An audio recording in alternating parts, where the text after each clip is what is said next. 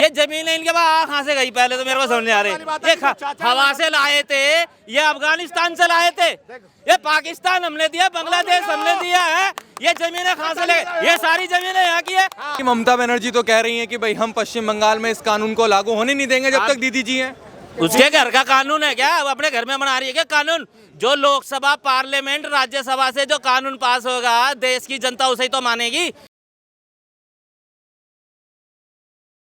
काफी लोग कहते हैं कि भैया ये जो बीजेपी सरकार है सिर्फ हिंदू के लिए करती है। तो एक बात बताइए, जो ये वक्फ बोर्ड बिल आया है इसमें तो जो है मुसलमानों के लिए करा जा रहा है, क्योंकि इस वक्फ बोर्ड बिल को मुसलमान जितने भी औरतें हैं, मुसलमान बहुत सारे लोग हैं इसको समर्थन दे रहे हैं। तो ऐसा तो नहीं है कि सिर्फ हिंदू के लिए कर रहे हैं। ये तो भाई जाहिर सी बात है, आप 900 एकड़ जमीन 9 लाख कुछ एकड़ जमीन है आपके पास में, पूरा पाकिस्तान बन जाएगा। अरे भैया 1500 साल पुराने मंदिर को आप कहते हैं हमारा है, तो उस समय तुम्हारा तो अस्तित्व ही नहीं था ना, इस समय वक्फ बोर्ड भी था, तो तुम्हारा हो कैसे गया? और ये जो है भैया अंबानी का घर भी वक्फ बोर्ड की जमीन पर बना हुआ है। हाँ, हम एक दिन ऐसा आएगा, ये कहेगा भैया ये जितने भी लोग यहाँ पे रह रहे हैं ना, वो सारे लोग यहाँ से खाली करके चले जाओ, ये सारा पूरा भारत देश वक्फ बोर्ड का है। अब ये खाने की रोटी तुम्हारे पास है नहीं, पहनने को कच्चा तुम्हारे पास है नहीं, जमीन दान करने तुम्हारे पास आया कहाँ से? क्या अंबानी का घर भी वक्फ बोर्ड की जमीन? मैं वही कहने जा रहा हूँ, कल को तो ये राष्ट्रपति भवन में वो कर देंगे, ये राष्ट्रपति है ना, वक्फ बोर्ड की जमीन है, तो कल को क्या राष्ट्रपति का कोर्ट जाएगा और परसों वो करेंगे क्या नाम, ये पार्लियामेंट हमारा है वक्फ बोर्ड का, तो क्या नाम देश का प्रधानमंत्री क्या नाम हाईकोर्ट जाएगा। ये तो अजीब बात होगी यार इनके। भाई ये सारे ये जमीन है इनके पास कहाँ से गई पहले तो मेरे को समझ नहीं आ रही। ये हवा से लाए थे, ये अफगानिस्तान से लाए थे, ये पाकिस्तान हमने दिया, बांग्लादेश हमने दिया है, ये जमीनें कहाँ से ले, ये सारी जमीनें यहाँ की है। हिंदुस्तान की 110 करोड़ हिंदुओं की जमीन है।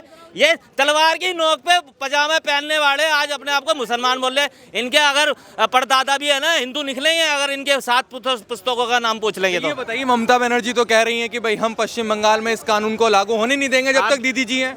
उसके घर का कानून है क्या? वो अपने घर में बना रही है क्या कानून? जो लोकसभा, पार्लियामेंट, राज्यसभा से जो कानून पास होगा देश की जनता उसे ही तो मानेगी, वो अपने घर के तो उससे मानेगी। अरे तो फिर भी बिल पास हुआ है। इन्होंने तो एक बिल ये तो संसद में पास हुआ, ये तो एक चिट्ठी लिख के पास करा लेते थे। अब तो कम से कम 17 घंटे जो है मुस्लिमों को समझाने के लिए। अब एक बात बताओ ना, जब ये देश बंटवारा हुआ और ये कहते हैं कि सब ने देश के लिए लड़े, अरे आप सब देश के लिए लड़े हैं तो आपने अपना मुस्लिम जो है पाकिस्तान बना लिया ना भैया।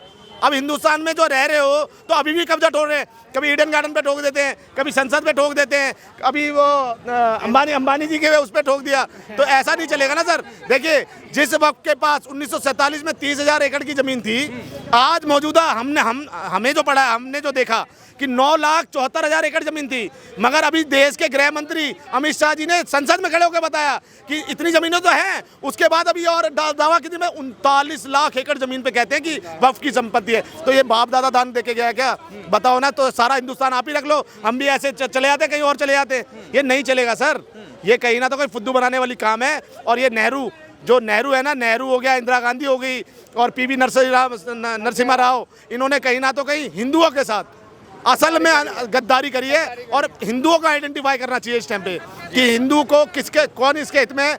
मोदी जी आए तब जाके आपको ये वक्त का पता चला और आपने जय श्री राम बोलना चालू करा, क्योंकि आपको धर्म के लिए किसी ने जागरूक नहीं किया। अगर आपके धर्म के साथ कोई खड़ा है तो वो नरेंद्र मोदी है और भारतीय जनता पार्टी है।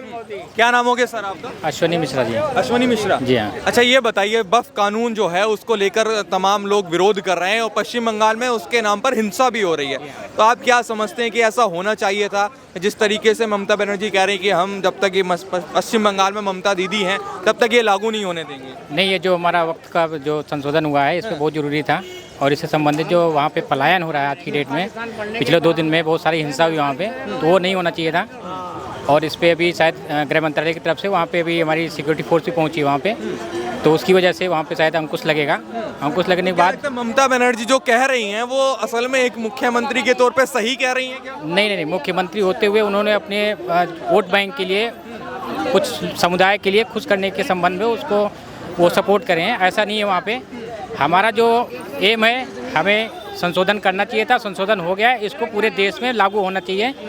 अगर कोई बोलता है कि मुस्लिम समुदाय को देश में कहीं भी सुविधा नहीं मिलती है। तो किस चीज़ में नहीं मिलती है? आप हॉस्पिटल जाते हो, कोई डॉक्टर आपको मना करे कि आपको हम मुस्लिम हो, आपको हम नहीं देंगे। कोई शिक्षा के क्षेत्र में जाओगे, आप कोई मना करे कि यहाँ पे आप एडमिशन नहीं ले सकते क्योंकि आप मुस्लिम हो। तो आप बताओ, किसी भी क्षेत्र में जाओ और बोले कि हम मुस्लिम हैं, हमें यहाँ पे वरीयता नहीं दी, हमें पढ़ाई नहीं मिल रहा है, हमें नौकरी मिल रही है क्योंकि हम मुस्लिम हैं। ऐसा कोई कैटेगरी बता दो मुझे आप।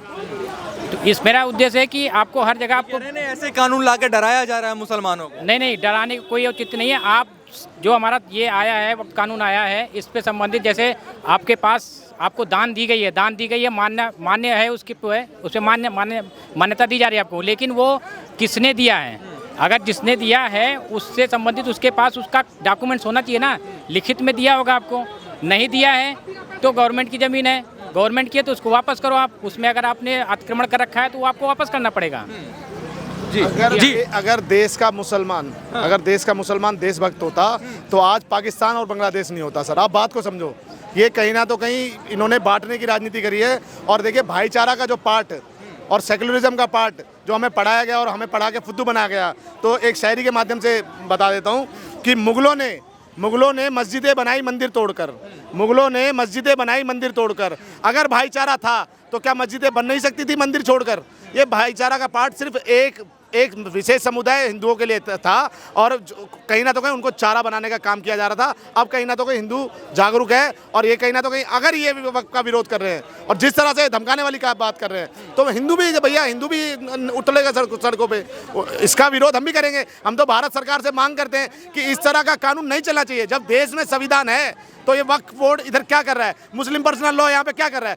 कौन माइनॉरिटी के नाम पे क्यों इनको इतनी ज़्यादा जो है सुविधाएं दी जा रही हैं, वजीफे दिए जा रहे हैं, सरकारी सुविधाओं से इनको लजालच भरा जा रहा है? क्यों भरा जा रहा है सर? समान देश होना चाहिए, सबके लिए एक कानून होना चाहिए ना, तो संविधान से चलने दीजिए। तो मैं कहता हूं कि इस भारत सरकार से मांग करता हूं कि इस तरह का वक्त काला कानून जैसे समाप्त होना चाहिए, इसमें संशोधन नहीं होना चाहिए। देखिए, सबसे पहली बात तो यह है कि जो कानून बना है, सरकार ने बनाया है, उस पर जो भी आपका विरोध है तो एक संवैधानिक तरीके से आप विरोध प्रदर्शन कीजिए।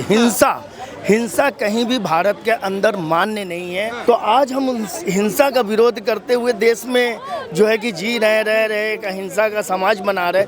ऐसे में जो हिंसा होती है वो चाहे किसी भी प्रदेश में हो, चाहे किसी भी राज्य में हो, चाहे कोई भी उसका समर्थन कर रहा हो, ये भारत के लिए बहुत ही गलत बात है। मैं तो उन लोगों से अपील करूंगा जो वक्फ बोर्ड बिल का विरोध कर रहे हैं, उन लोगों को चाहिए कि पहले वो जाएं, बंगाल में जाए, मुर्शिदाबाद जाए, वहाँ जो लोग हिंसा कर रहे हैं उनको समझाएं, उनको बताएं कि हिंसा किसी भी समस्या का समाधान नहीं है। आज हिंसा से देखो बंगाल जल रहा है, मुर्शिदाबाद जल रहा है, पता नहीं कितने बेगुनाह लोग मारे गए होंगे, कितनी संपत्तियां नष्ट की गई होगी, कितना लोगों को ये हुआ होगा। इससे जो है कि देश के अंदर जो है कि ये गलत मैसेज, गलत छवि बन रही है। मैं तो मुस्लिम धर्म गुरुओं को कहूँगा कि आप लोग जाएं बंगाल में, मुर्शिदाबाद जाएं, वहाँ लोगों को समझाएं कि आप जो कानूनी लड़ाई लड़ रहे हो वो एक संवैधानिक तरीके से उसकी लड़ाई लड़ो। हिंसा करने से आपकी छवि धूमिल हो रही है। आपका जो देश में जो छवि बन रहा है कि मुसलमान हिंसक है, ये सीधे सीधे आ जाता है। मुन्ना खान जी, ये बताइए, लोग कह रहे हैं कि हम विरोध करेंगे जो नया कानून बना है वक्फ के। नहीं, विरोध कीजिए, विरोध करना आपका एक संवैधानिक अधिकार है।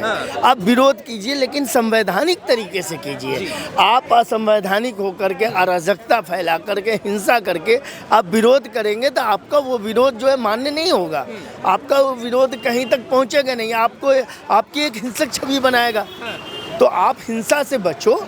और जो लोग भी भारत के अंदर जो धर्म गुरु हैं, जो इन चीज़ों को जो है कि विरोध कर रहे हैं, उनको चाहिए कि वो तुरंत ही जाएं उस जगह पे और लोगों को समझाएं और बताएं कि हिंसा किसी समस्या का समाधान नहीं है। ये बताइए, जो नया ये कानून बना है वक्फ संशोधन कानून, इसका आप समर्थन करते हैं? देखिए, सबसे पहली बात है कि वक्फ कानून जो है ना, इसका समर्थन पूर्ण रूप से समस्त भारत के लोग करते हैं। लेकिन जिन लोगों को ज्ञान ही नहीं है कि वक्फ के मामले में क्या संशोधन हुए, सरकार ने क्या किए, वो विरोध कर रहे हैं। कुछ उसमें मुद्दे हैं, कुछ इसमें तर्क है, कुछ उसमें एक्ट है, जिसका विरोध करना है तो संवैधानिक है, आपका संविधान मिला हुआ, संवैधानिक तरीके से आप विरोध कीजिए। किसी तरीके का इसमें अराजकता फैलाना जो है ना वो देश हित में अच्छा नहीं। ममता बनर्जी कह रही हैं कि ये कानून हम पश्चिम बंगाल में लागू होने नहीं देंगे। चलिए सही बात है, सबके अलग अलग अपने राज्य हैं, अपने सोच है, अपने विचार है, उनके राज्य के अपनी ये।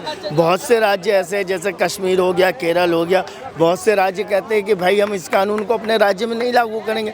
वो न लागू करें, उनका संवैधानिक अधिकार है भाई। असंवैधानिक तरीके से वो थोड़ी कह रहे हैं कि हम लागू नहीं करेंगे। संविधान में उनको ये अधिकार मिला है, वो लागू करें या न लागू करें।